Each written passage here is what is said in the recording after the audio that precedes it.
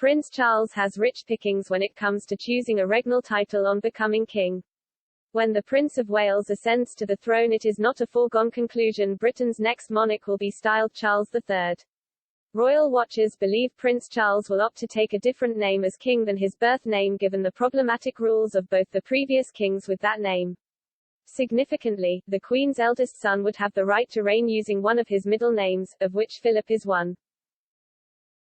The 72-year-old is the longest-serving king in waiting in British history, and following the death of Prince Philip at the age of 99, speculations over Prince Charles' future titles have begun in earnest.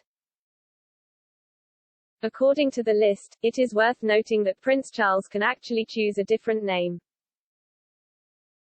Like one of his middle names, Philip, Arthur or George for his royal title. The future king has reportedly discussed passing over the title Charles III in favor of one of his middle names. In 2005, The Guardian reported that the prince had suggested to trusted friends that he favored going instead with the last of his middle name, which would see him rule as George VII. Speaking at the time, the former Buckingham Palace aide Dickie Arbiter explained the move would enable Charles to pay respects to both his grandparents. He told the BBC, "It would not just be a tribute to his grandfather, King George VI, but a sort of loving memory to his late grandmother, whom he absolutely adored."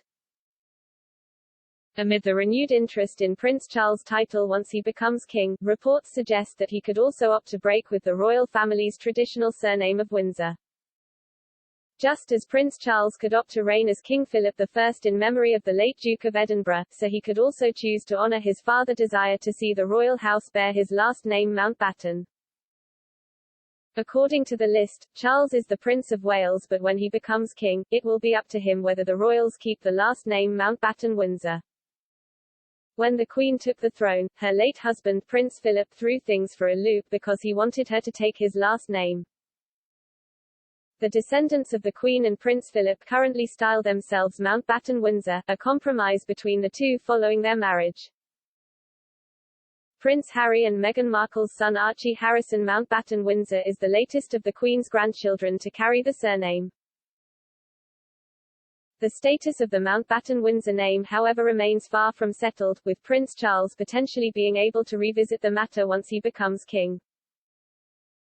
Prince Philip is reported to have once said he was the only man in the country not allowed to give his name to his own children, a state of affairs that Charles as king could look to rectify.